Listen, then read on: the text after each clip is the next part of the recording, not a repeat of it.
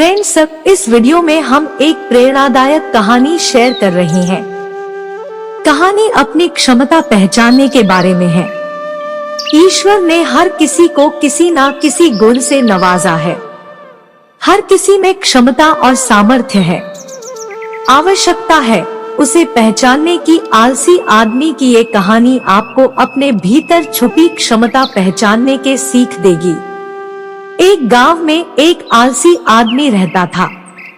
वह कुछ काम धाम नहीं करता था, बस दिन भर निठल्ला बैठकर सोचता रहता था कि किसी तरह कुछ खाने को मिल जाए। एक दिन वह यूं ही घूमते घूमते आम के एक बाग में पहुंच गया। वहां रसीले आमों से लदे कई पेड़ थे।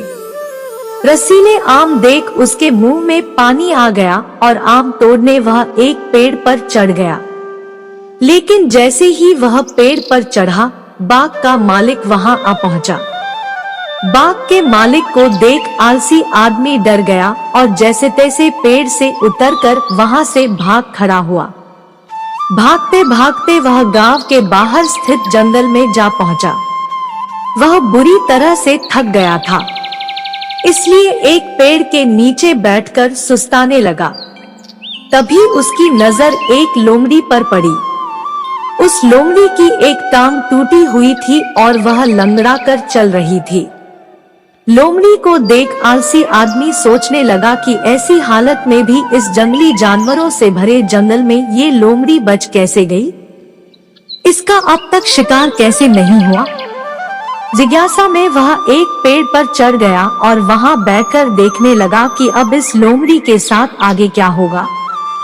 कुछ ही पल बीते थे कि पूरा जंगल शेर की भयंकर दहाड़ से गूंज उठा, जिसे सुनकर सारे जानवर डरकर भागने लगे। लेकिन लोमड़ी अपनी टूटी टांग के साथ भाग नहीं सकती थी।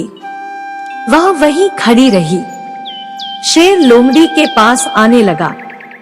आलसी आदमी ने सोचा कि अब शेर लोमड़ी को मारकर खा जाएगा, लेकिन आगे जो हुआ वह कुछ अजीब था। शेर लोमड़ी के पास पहुंचकर खड़ा हो गया। उसके मुंह में मांस का एक टुकड़ा था, जिसे उसने लोमड़ी के सामने गिरा दिया। लोमड़ी इत्मीनान से मांस के उस टुकड़े को खाने लगी।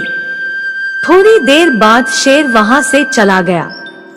यह घटना देख आलसी आदमी सोचने लगा कि भगवान सच में सर्वे सर्वा है।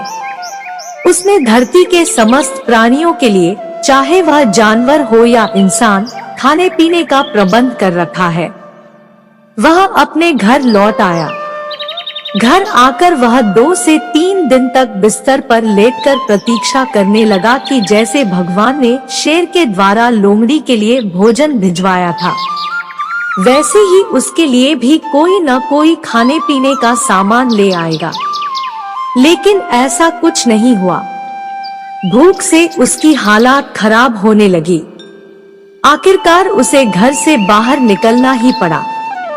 घर के बाहर उसे एक पेड़ के नीचे बैठे हुए बाबा दिखाई पड़े। वह उनके पास गया और जंगल का सारा वृतांत सुनाते हुए बोला, बाबा जी, भगवान मेरे साथ ऐसा क्यों कर रहे हैं? उनके पास जानवरों के लिए भोजन का प्रबंध है, लेकिन इंसानों के लिए नहीं। बाबा जी ने उत्तर दिया, बेटा, ऐसी बात नहीं है। भगवान के पास सारे प्रबंध है, दूसरों की तरह तुम्हारे लिए भी। लेकिन बात यह है कि वे तुम्हें लोमड़ी नहीं, शेर बनाना चाहते हैं। इस कहानी की सीख यह है कि हम सबके भीतर क्षमताओं का असीम भंडार है। बस अपनी अज्ञानतावश हम उन्हें पहचान नहीं पाते और स्वयं को कमतर समझकर दूसरों की सहायता की प्रतीक्षा करते रहते हैं। स्वयं की क्षमता पहचानिए, दूसरों की सहायता की प्रतीक्षा मत करिए।